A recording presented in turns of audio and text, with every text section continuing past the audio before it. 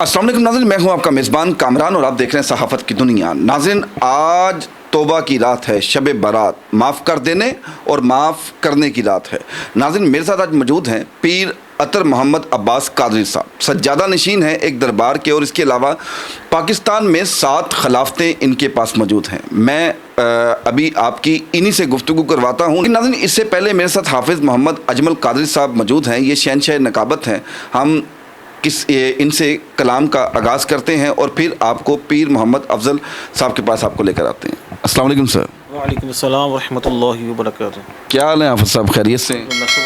हाफिज़ साहब, आज मुबारक रात है, यकीनन हमारी ऑडियंस को कुछ आप कलाम सुनाएं। नहमदुहु व नसल्ली अला रसूलिहिल करीम, अम्मा बअद, फ़ऊज़ु बिल्लाहि मिनश शैतानिर रजीम, बिस्मिल्लाहिर रहमानिर रहीम। इन्नल्लाह व मलाइकतहु युसल्लूना अलन नबी या अय्युहल्लज़ीना आमनू सल्लु अलैहि व सल्लिमू तस्लीमा।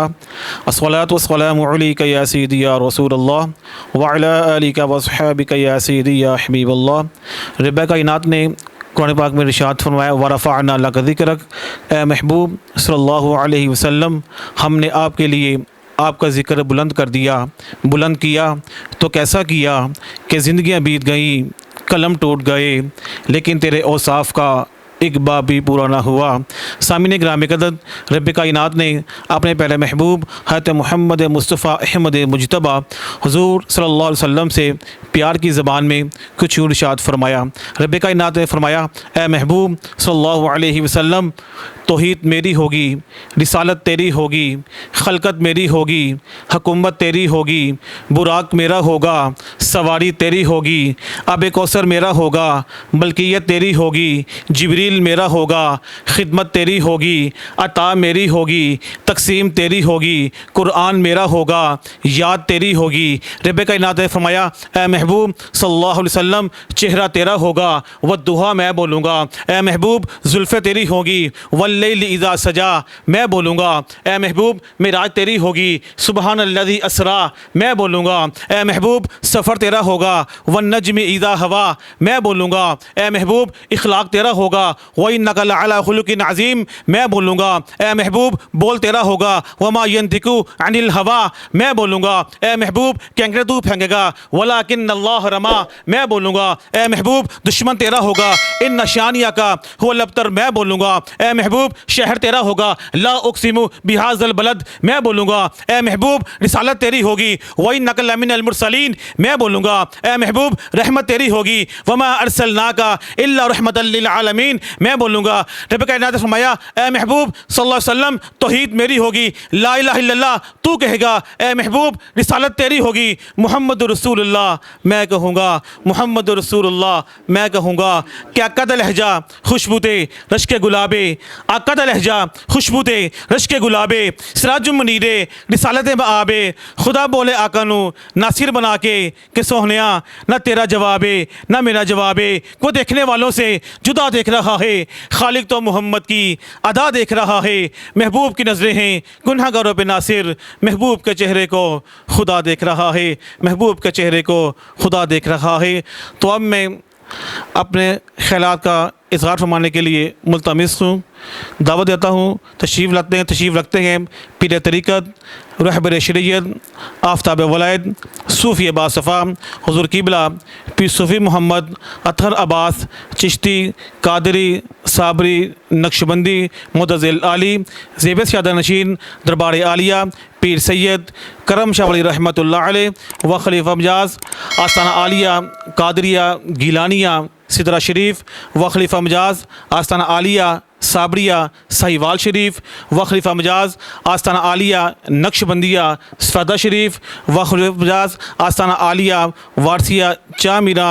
मैं आपके खिदमत में मुल्तमिस हूँ, क्या माइक के ऊपर हमारे नाज़रीन को कुछ इल्म की बातें, कुछ शब बाग मुतालिक हमारे नाज़रीन को कुछ रहनुमाई फरमाएं। फिर तो पाकिस्तान में और पाकिस्तान से बाहर भी एक ट्रेंड चल रहा है, लोग व्हाट्सएप पे ग्रुप बनाते हैं, एक ब्रॉडकास्ट लिस्ट बनाते हैं और उस पर एक मैसेज कर देते हैं माफ़ी का। क्या माफ़ी मांगने का असल तरीका यही है? अव्वल तो माफ़ी का मकसद क्या और माफ़ी का तरीका क्या है?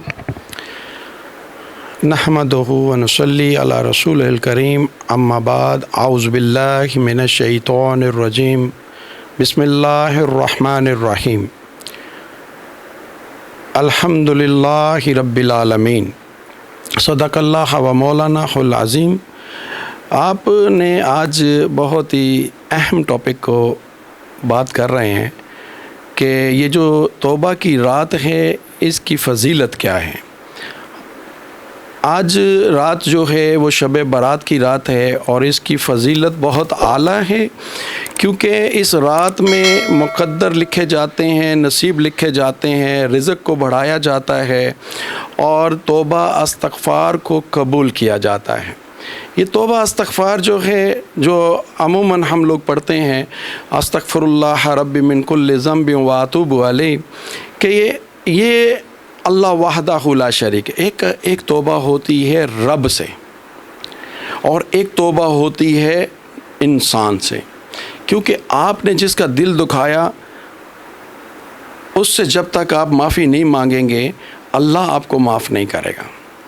रोज़े जो शब मेराज गुज़री और शब मेराज में अल्लाह वहदहु ला शरीक ने अपने महबूब से ये बात की कि मेरे महबूब, जो हकूकुल आबाद हैं उसका ख्याल आपकी उम्मत रख ले, और जो हकूकुल्लाह है मेरे महबूब मैं आपकी खातिर उनको माफ़ कर दूँगा।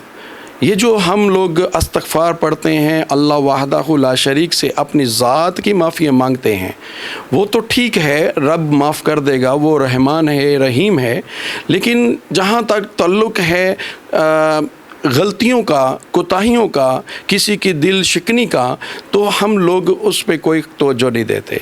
खाली एक मैसेज लिख कर भेज देना, आजकल की सोशल मीडिया का एक बहुत राइज है ये चीज़ कि एक मैसेज भेज दिया और अपने इस फ़र्ज़ से फ़ारग हो गए कि जी मैंने तो माफ़ी मांग ली। मुझे बताएं कि गलती की है उसने अपने भाई की, दिल शिकनी की है अपने बाप की, दिल शिकनी की है अपने बहन भाइयों की, वालदा की, और माफ़ी के लिए वो तलबगार है सोशल मीडिया पे। कैसे मैं मानूं कि उसको माफ़ी होगी? रब उसको माफ़ नहीं करेगा। ये माफ़ी का तरीका तो ये है कि जिस शख्स की दिल शिकनी की हो, हम उसके पास जाएं, उसके पास बैठें और उससे अपने दिल की बात करें, और ताकि वो जो रंजिश उसके दिल में पैदा है, हो चुकी है, जो वो जगह कर चुकी है उसके दिल में, उसको ख़त्म किया जाए, रफ़ा दफ़ा करके, शिकवे ख़त्म करके फिर उससे माफ़ी तलब की जाए कि तू हमें आज की रात के तवस्सल से, जो ये अफजलियत वाली रात है, फ़जीलत वाली रात है, इसकी फ़जीलत की तवस्सल से तू मुझे आज माफ़ फरमा दे। ये तरीका जो है तरीक़त के मुताबिक है, शरीयत के मुताबिक है, न कि ये सोशल मीडिया पे एक पोस्ट डाली और अपना फ़र्ज़ अदा कर लिया। ऐसा नहीं होता। ऐसा रब्बुल इज़्ज़त भी माफ़ नहीं करेगा जब तक कि वो शख्स जिसकी दिल शिकनी हुई है वो माफ़ ना करे। यानी कि आपके कहने का मकसद है कि जो माफ़ी है वो शर्मिंदगी है, नदामत है।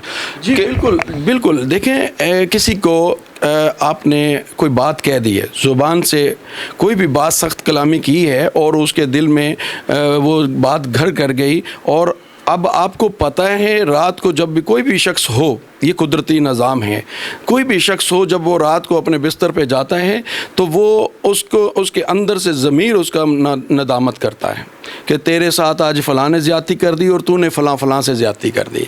अब उसको वो नदामत रहती है, लेकिन क्योंकि अना परस्ती की वजह से और ये जो माहौल बना हुआ है इसकी वजह से वो दोबारा उस शख्स के पास नहीं जाता और वक्त को गुजारता है कि शायद ये नरम रह जाए। लेकिन जब आती है बात ये फ़जीलत वाली रात की, तो फिर अंदर से ही आवाज़ें आती हैं कि माफ़ी तलब कर, माफ़ी तलब कर कि तूने दिल शिकनी की थी, तूने नदामत अब तुझे हो रही है और तू अंदर ही अंदर शर्मिंदा है अपने, तो अब जाकर उस शख्स से माफ़ी मांग लेनी चाहिए। मैं तो ये समझता हूँ कि आपको माफ़ी मांगनी चाहिए अपने बहन भाइयों से, सबसे पहले माँ बाप से, माँ बाप से माफ़ी मांगनी चाहिए कि कोई गलती कोताही हमारा तो आजकल मामूल ये है, माँ जी तानू की पता, अब्बा जी तानू की पता, वो भाई बोल रहा होगा, पता भी है कि ये भाई सही बात कर रहे हैं, लेकिन बड़े होने के नाते हम उसको खामोश करवा देते हैं, चुप कर जाते हैं, कुछ नहीं पता।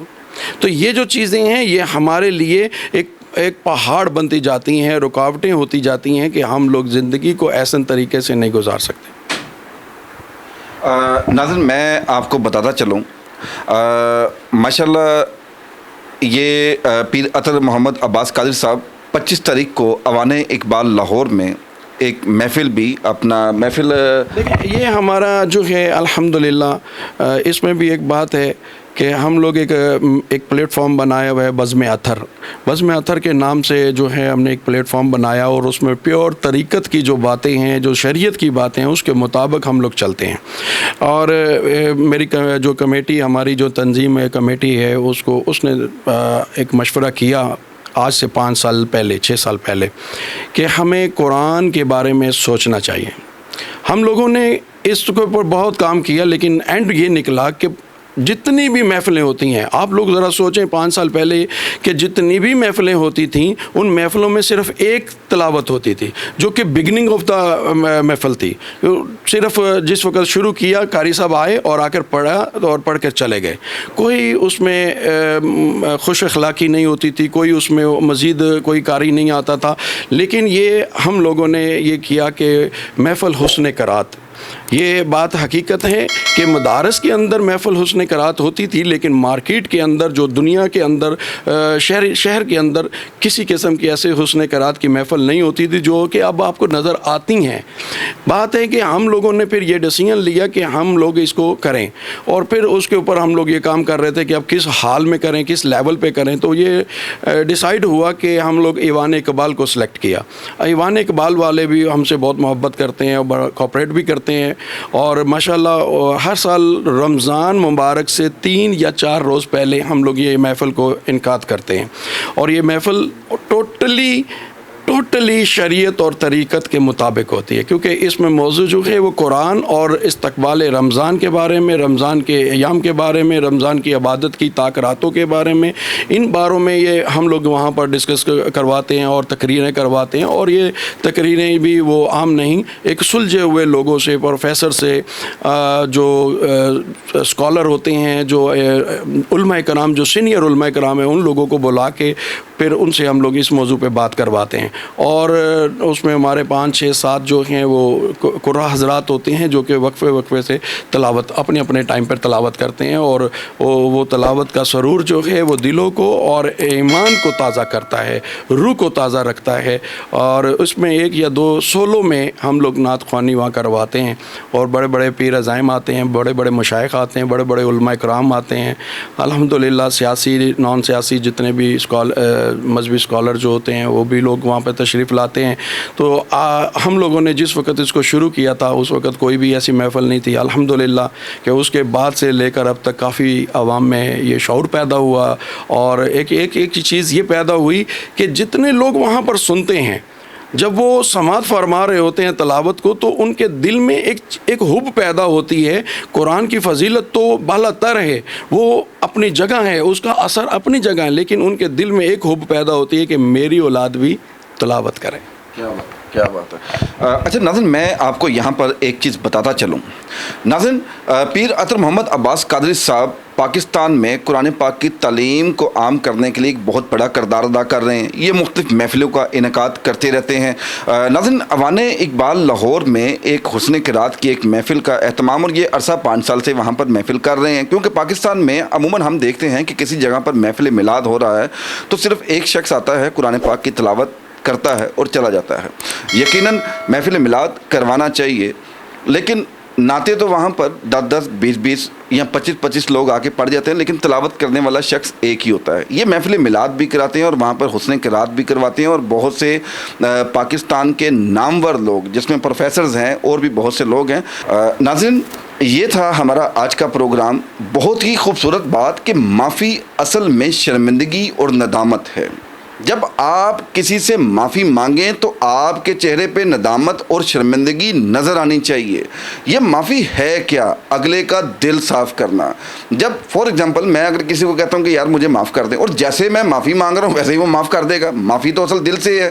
اور لہٰذا یہ جو نبی کریم صلی اللہ علیہ وسلم کے دور میں بھی لوگ اپنی بغلوں میں بت رکھے ہوتے تھے، کہتے تھے کہ یا رسول اللہ ہم آپ پر ایمان لے آئے ہیں، لیکن ان کے دلوں کے اندر کفر ہوتا تھا۔ اور یہ میرے خیال سے یہ معافی بھی آج کل کی معافی ایسی ہی ہے۔ اور سب سے پہلے معافی اپنے عزیزوں اقارب، اپنے ماں باپ، اپنے بہن بھائیوں سے۔ اور عموماً جو پیر صاحب نے بات کی کہ ایسا ہی ہوتا ہے کہ بچہ ہم سے سمجھدار بھی ہو تو لیکن ہم اس کی بات نہیں سنتے اور ہم اس کو خاموش کرواتے ہیں، چلا تو چپ ہو، لیکن اس بچے یہ بھی دل آزاری ہے۔ تو اسی کے ساتھ اپنے میزبان کامران چودھری کو اجازت دیں۔ اللہ حافظ۔